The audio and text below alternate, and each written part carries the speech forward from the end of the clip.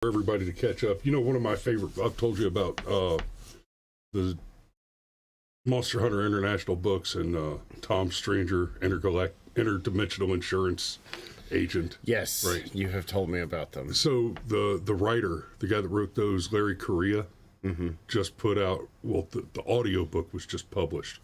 And it was written recently enough that he makes specific reference to the rise in criminality during the Summer of Love, the 2020 riots, and all that stuff.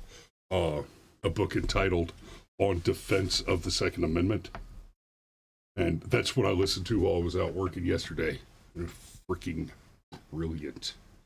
Like, I want to talk about that for the first couple of minutes on the show tomorrow. GCM, you're gonna get a good feel out of some of the stuff we talk about this morning. FTP, absolutely FTP. Yo, let's do this. I know you've been waiting for us to do this one all week.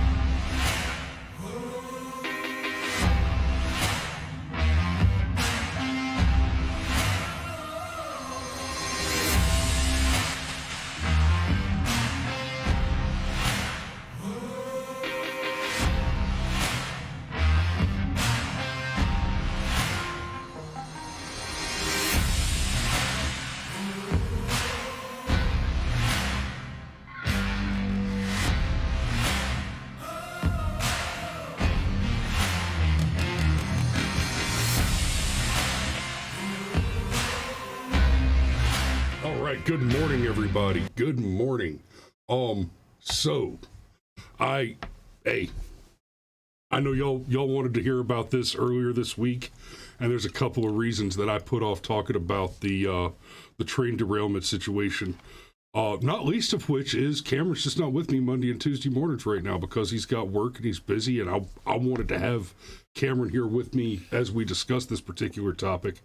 And of course, yesterday I've been busy as a squirrel trying to shit a pineapple. I needed time to get read up on what's going on with this particular subject, and here we are. And guys, let's say good morning to some lovely people first. Indeed. I see Pit Danny with First Blood there. I see Anarchy Television is live right now instead of watching this show like he should be. It's bad Patriot, bad. I keyed in this show like he should. Whoa, but that was weird. Yeah, so I see Fish and Golf and Guns is with us this morning. Good morning. Cameron, you would take over for a minute? Yeah, good morning to Danielle, or The Fit Life with Danielle, who had a pretty hysterical line where, you know, she's like, okay, I work out a lot. I do eat whatever I want.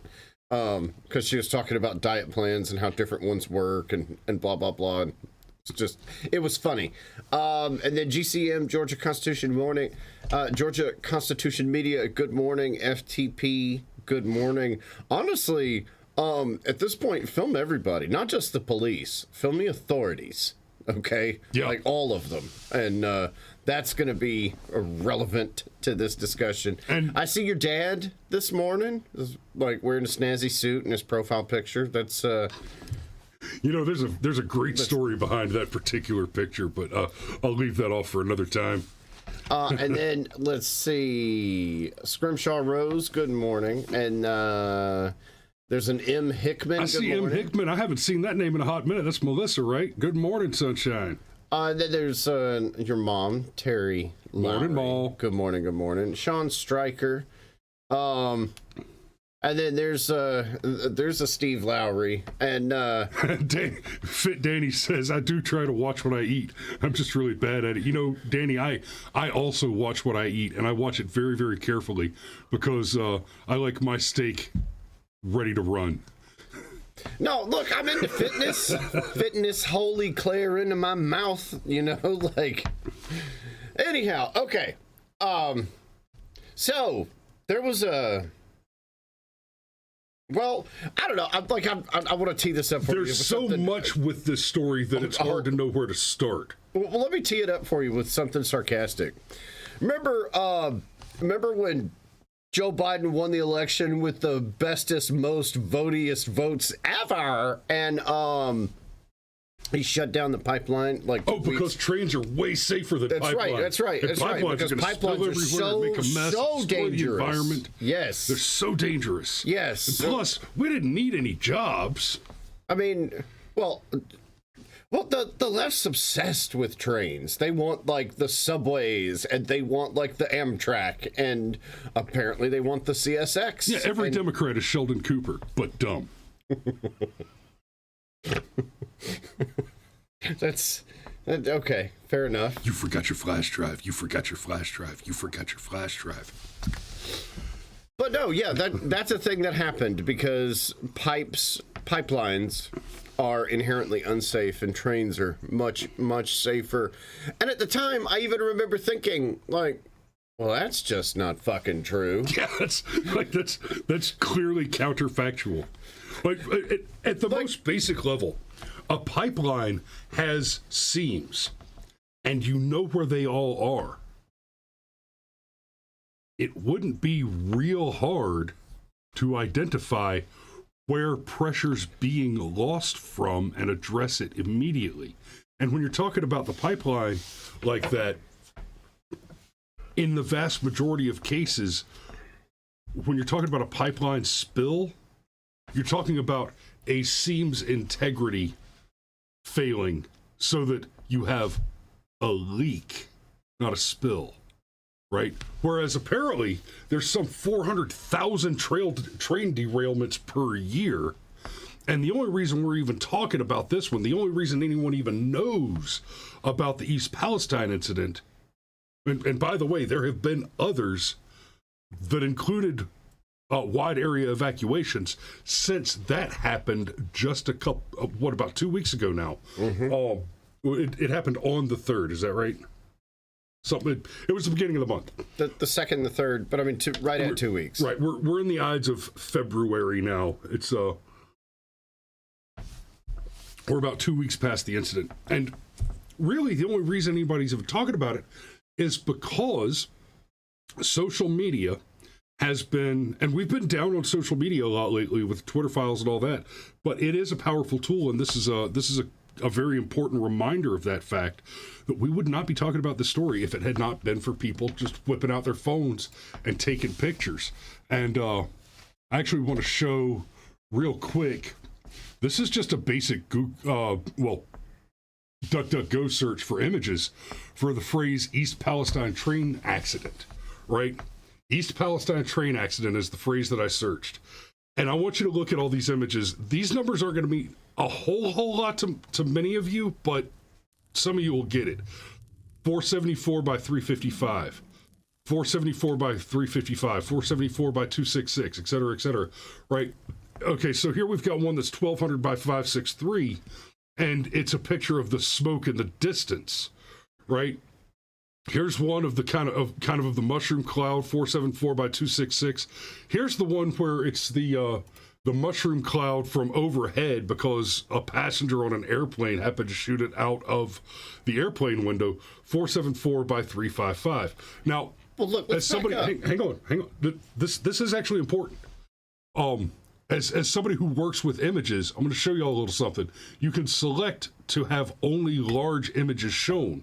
And now the images that you're getting should be more like 1440. Right? But if you'll notice, there are very few, almost no images that are the large professional photography images of this incident. They're almost non-existent. I wonder in part if some of that doesn't have to do with the nature of the chemicals in the air around the incident. Because I tell you what, I've got some drones that could fly over and take real good pictures. if their propellers didn't melt off in the acidified air around the incident. So, I was about to say, let's back up and be real clear. The reason why this is a big deal is this train carrying all these hazardous chemicals. It derailed. And then the story that we were given was, okay, what we have to do is poke holes in these train cars and light them on fire. Otherwise, they might explode and cause an even bigger problem. And hence, we did that. And then we released all of these toxic chemicals in the air. You know, when I did pest control, one of the things that was stressed to me very early on is, while you don't want to give yourself unnecessary exposure to the pest control chemicals, you could quite literally drink a coffee cup of the final solution. All right. And of the final solution?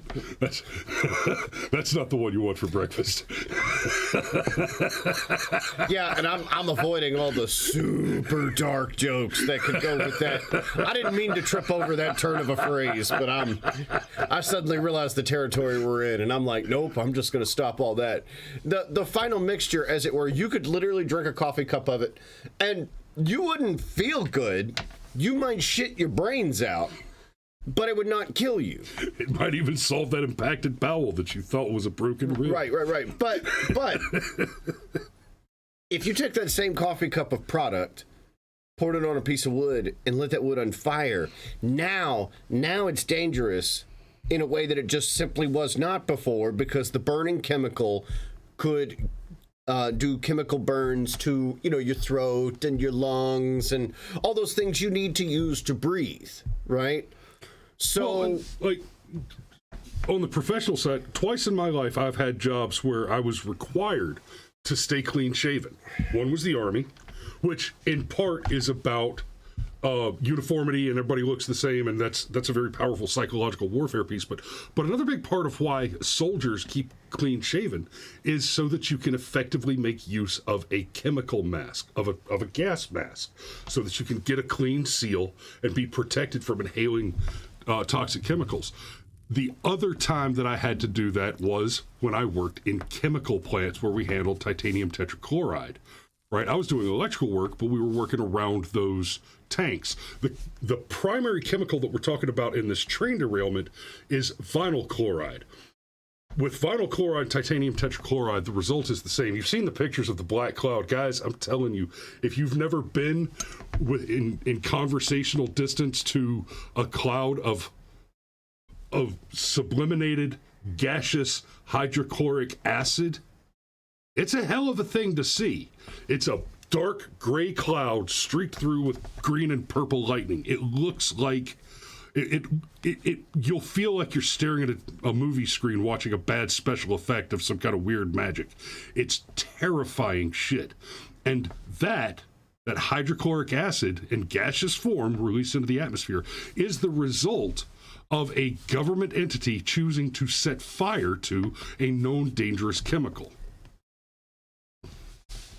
Yeah, I was literally like one or two sentences away from that, but it was saying almost exactly that.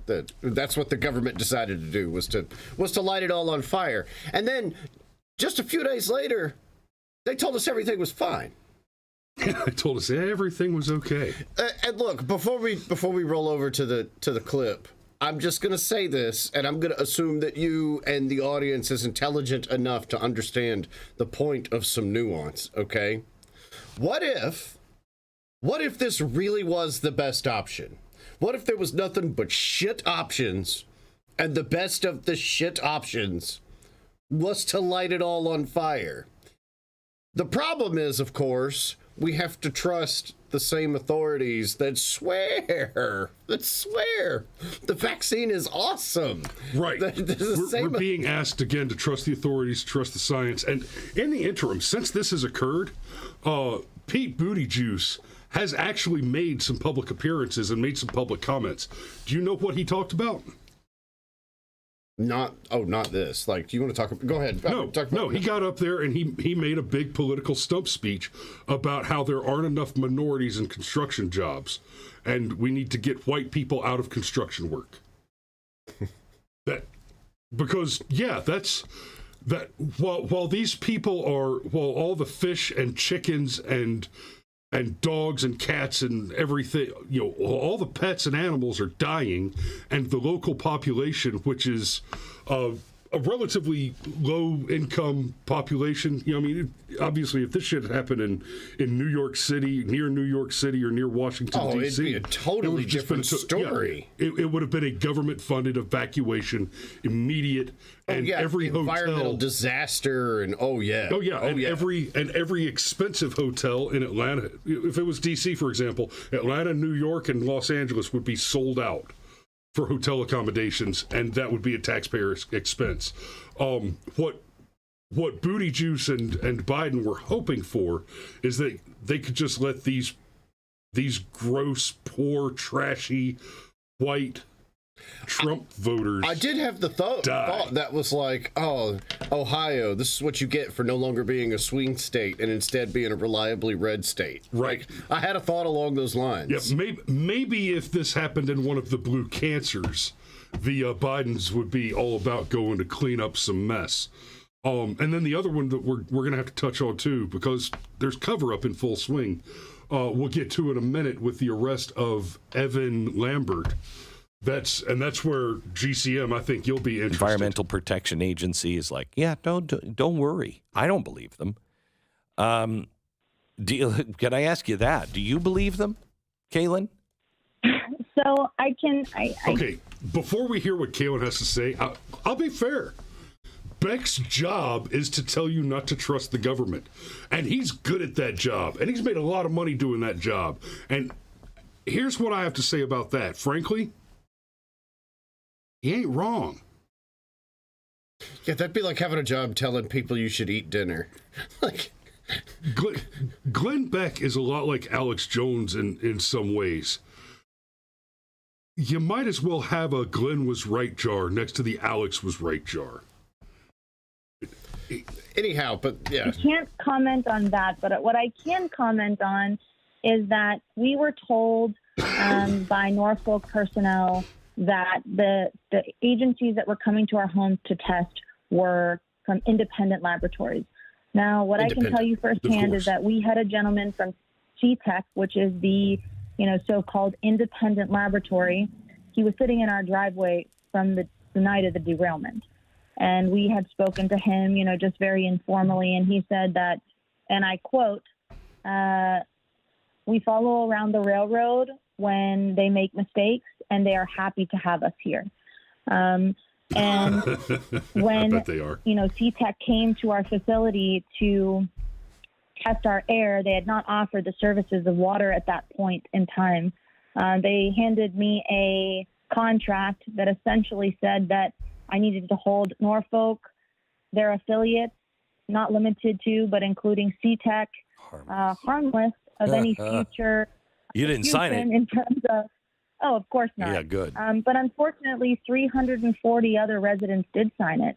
Damn. And that's where my heart just breaks for these people, because we don't know the long-term repercussions of what these chemicals can do in our air, to our environments, to our homes, to our businesses, and they've signed their rights away in the hopes that they're getting help and the right answers from these organizations. And what I can tell you firsthand is that CTEC, the affiliate of Norfolk that came to test the air, was followed by the EPA.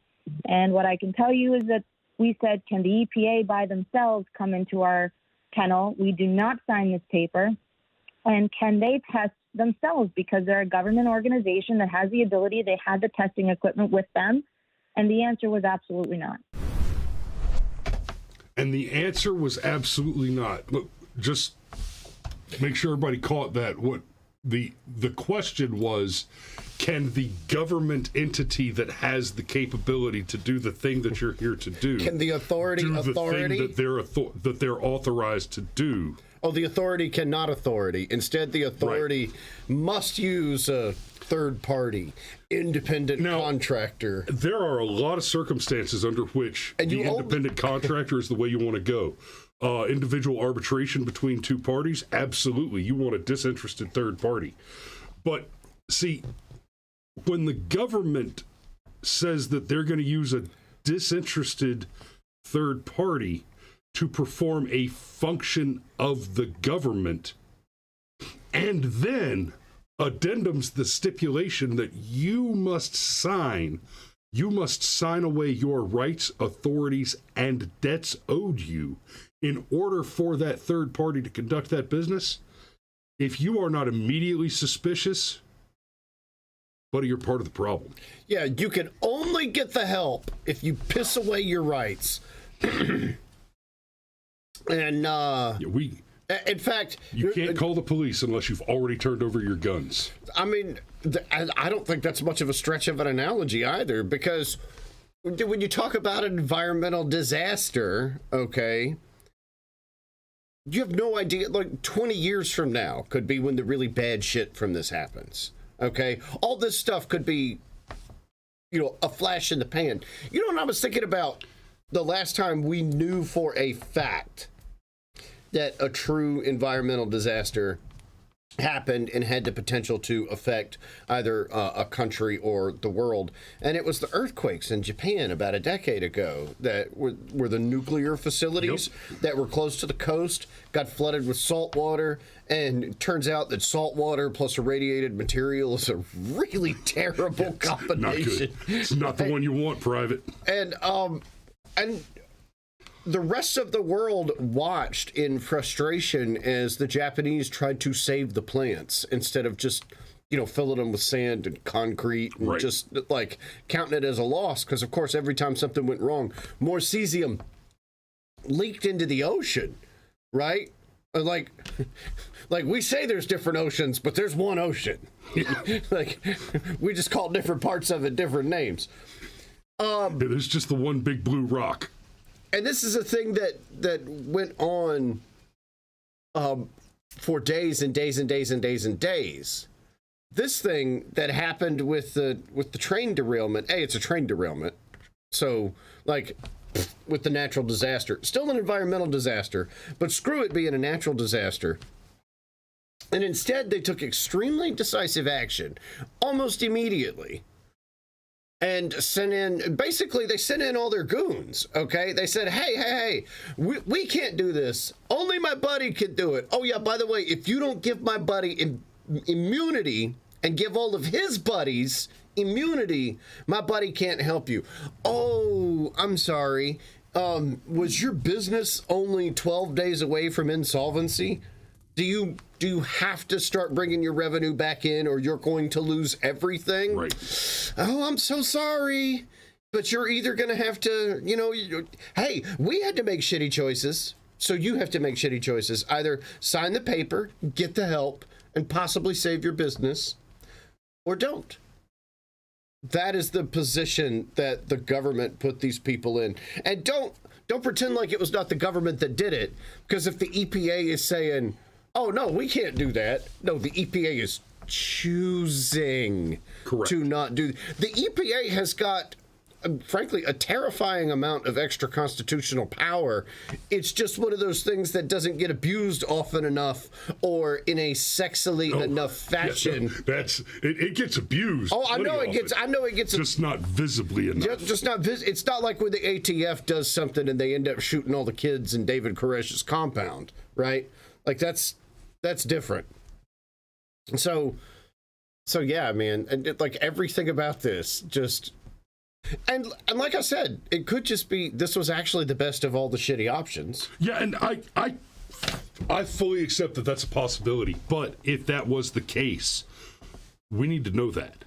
I want to get to this for a moment, and I want to close on this. We're going to slide into some First Amendment auditor conversation for a minute, because a thing happened related to this. So, Ohio train derailment. Governor Mike DeWine says it's absurd cargo wasn't considered high hazardous material. Absolutely. And the thing is, so shortly after the event, there was a town hall. Here's information. We're putting it out there.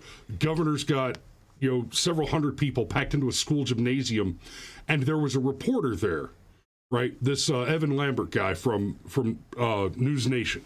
Now, News Nation, whatever their bias is, if you look up the story about Evan Lambert's arrest, like every headline is something to the effect of white cops arrest gay black journalist, and Fine, whatever. He's a journalist. He's a journalist with the protection of the First Amendment and the Constitution in a public forum,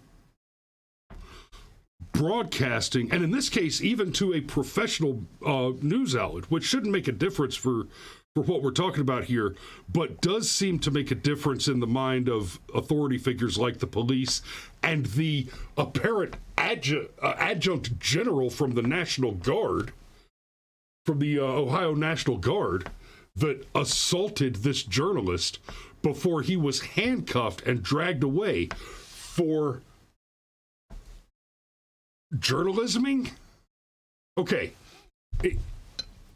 I don't have a whole lot of love for professional journalists. Okay, we have seen them do some horrific shit. But the First Amendment protects their right to speak, and in this context, in this case, more importantly, their right to the activities of the press, which includes not only the dissemination, but more importantly, the collection of information. There is a thing called prior restraint. Right. Every police officer and that uniformed soldier who were involved in the arrest of this reporter should absolutely, at a minimum, never wear a uniform again. They have committed the ultimate crime short of treason of breaking their oath to uphold and defend the Constitution of the United States against all enemies, foreign and domestic. And DeWine, you don't get held harmless in this. You, as the governor of a state, let this happen in front of you. You let this happen right in front of you. Do governors have executive privilege over the National Guard in their state? Can you essentially give National Guard orders in your state? Yep. See, I didn't know that. So if Brian Kemp ordered the Georgia, So for example, if you've got riots going on and the police are not sufficient, then what the governor will do is deploy his state National Guard to supplement the law enforcement activity, because that's when you start tiptoeing on the line between criminal activity and insurrection, open warfare. I knew that he could deploy them. I just didn't know that the governor could also, issue orders to them as well, the same way the president can tell the army. But at a bare minimum, so he has control of those police. Oh yeah, I mean, look, I get that. And look, the reason why they call it the freedom of the press, why we refer to it as the press, is because when the Constitution was drafted, what happened was you would literally get this giant machine with a lever on it, and you would swap out all the letters in it, and you would press it down onto sheets of paper, and then you could quickly pass out those sheets of paper. If the Constitution was written today, dare say, the government would not be allowed to tell Twitter what it can and cannot put on Twitter, because that's how you quickly spread information. And if you're going to have freedom of press, freedom of speech, you got to give a wide latitude. This reporter could be an absolute piece of dog shit. He could, but let me be clear about what he was doing when he was arrested. He was literally running a camera, live streaming the governor's statements. No, I understand. And what I'm saying is even if he was an absolute piece of dog shit, that is protected. Okay? The fact that he is going to get a camera and live stream to social media platforms, that is the press. That is literally the press. And to infringe on it for anything other than the most absolutely extreme set of war game circumstances it's not just illegal, it's offensive. It's so jackbooted thug, it's almost comical. Well, are we the bad guys? And there's two things that are really pertinent in this particular in this case and cases like it. So one, the Supreme Court and the lower courts, the high courts of basically the courts have all ruled at some point or another that not only is the press protected, but most especially when you are recording the activities of government officials in the process of their official duties. Right, so that's a huge deal right there. And then the other piece that's a huge deal right here, before we even get into the 242 violation, suppression of civil liberty under color of law, where it is the government actively taking a role, or its agents actively taking a role to strip away human rights, civil liberties, constitutional rights from individuals. The other big one is prior restraint. Prior restraint is a big deal because what's happening in this case especially is you have agents of the government not only preventing a citizen with the rights guaranteed by the First Amendment from exercising those rights, but what they're doing by doing that is they're preventing a record from being created of the activity of a government official in the course of his duty. What they're doing is they're destroying evidence as it's being collected. Yeah, in real time. In such a way that that evidence becomes irrevocably destroyed. Right? Filming a police officer committing a crime and then having that taken from you and destroyed, that's called prior restraint. That's when the activity of the crime is being covered up as it is ongoing. And I'm not even saying that anything Mike DeWine was doing as far as the speech he was giving was criminal, but the destruction of the evidence of the government official in the official duties, in the official capacity of his office, that evidence being destroyed in the midst of its being collected is the irrevocable destruction of that official record. That's a huge deal, and it is a crime. It is a crime that was committed by every single uniformed officer and that soldier when they put hands on that reporter.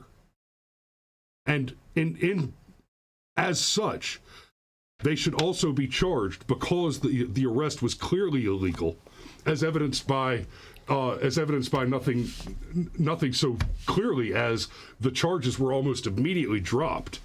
Yeah, if the charges are dismissed almost instantaneously, somebody fucked up. And so it's very clear that all of the uniformed officers there should be charged with prior restraint, violation of civil liberties under color of law. That's the big one for a cop. Assault and kidnapping. The violation of civil liberties as a uniformed officer, happen to know this from Papa Sheepdog, that is not a charge you want to catch as a police officer, because the implication behind it is theoretically anybody can kidnap anybody else relatively easily. But to violate somebody's civil liberties, you need to have authority, and you need to know how to use and misuse that Correct. authority. So you don't want to catch that charge as a cop. I mean, because you're going to jail if technically, insist that I release you. What if I like it? Okay, let me go, bastard. No, that's kidnapping. Right? Yes.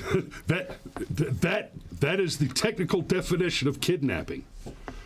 Dramatic reenactment for demonstration purposes only, my dude. But yeah, remember when we were going to sit on the back of your neck to see if for 10 minutes to see if it would kill you, and then Steven Crowder beat us to the punch? He did a hell of a job with the whole Crowder Knievel deal on that, but yeah. Yeah, that was going to be... that was going to be a thing. So, I'm going to have to put a pin in it there. Got to get down the road. But I hear you.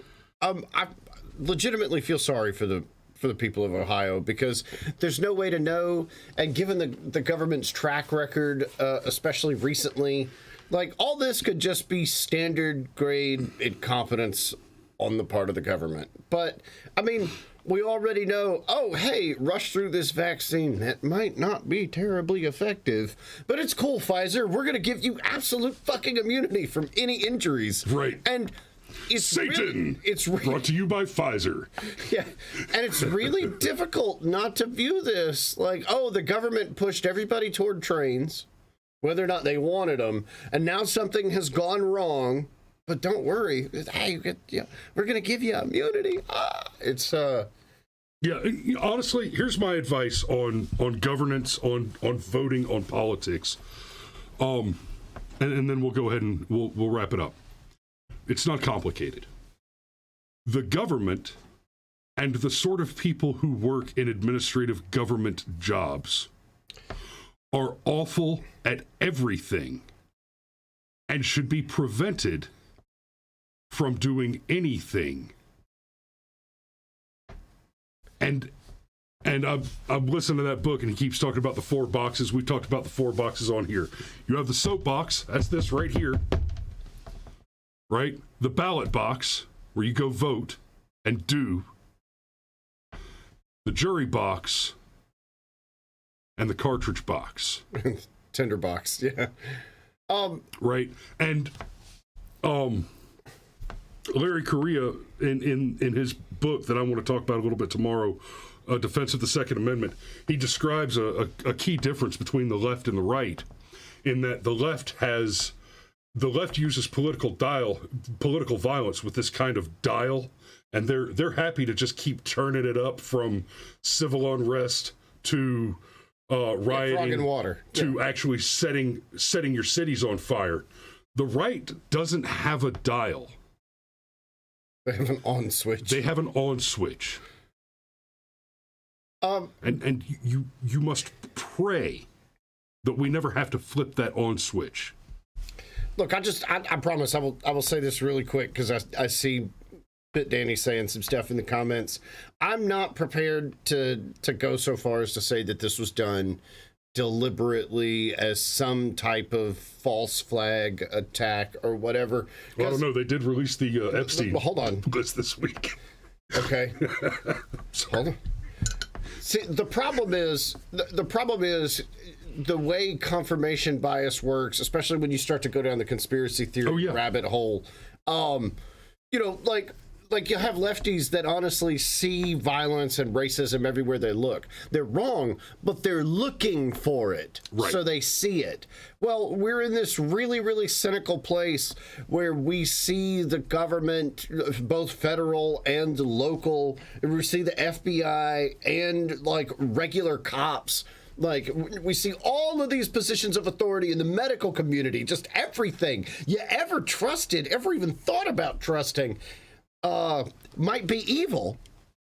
And when you have that mind frame, you're going to look at stuff like this and go, it was another setup. Maybe. I'm not saying that it's not.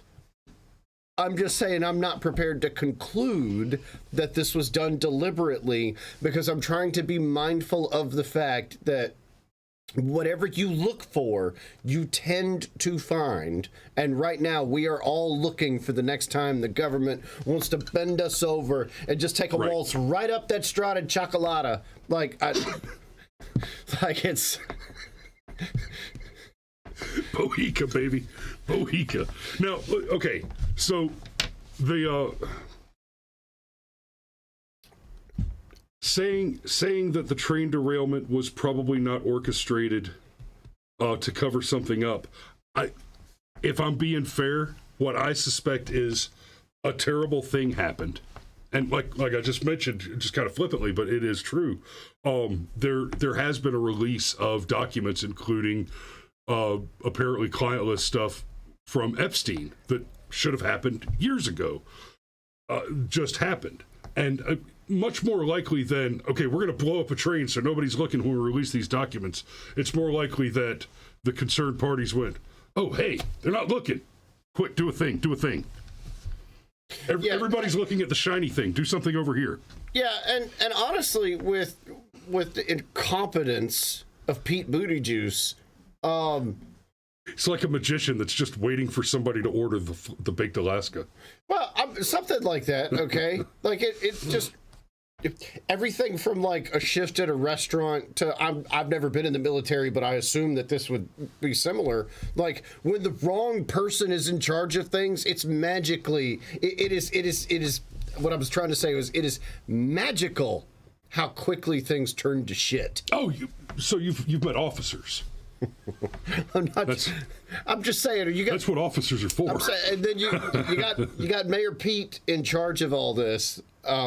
It's real easy for me to see, like, how, especially when everything's a diversity hire. Like, have you heard our press secretary put sentences together? No, I haven't. And I've probably watched hours of her presentations. But yeah, you're right. It might not be a pattern of anything. Karen Jane Pear was hired because she's gay black and black. lesbian. Yeah. Oh yeah. Booty Juice. His only qualification for his office is that he's gay. They're literally diversity hires. They do not have qualifications for those offices. And so, just to cap it off, because Danny's making some more comments. Like, I actually agree that people are policy. There's no doubt. Okay. But when you say that there is a pattern developing, it could just be a pattern of incompetence, not malfeasance. I'm not ruling malfeasance out, okay? But, like, have you seen the people Joe Biden has hired? They're all dumb and crazy. All right, and that might just be all there is to it. They're all dumb. Like, we've got a woman on the Supreme Court who, well, it's above her pay grade to talk about if a girl having a vagina makes her a woman. You know, like we live in clown world, man. This might and you just want to look at her and say, "Well, what's that? What's that you got there? What does it mean?" Oh, you don't know? Oh, y'all be safe out there. I'm gonna pet it up right there. We love you, and we'll see you tomorrow for Firearms Friday.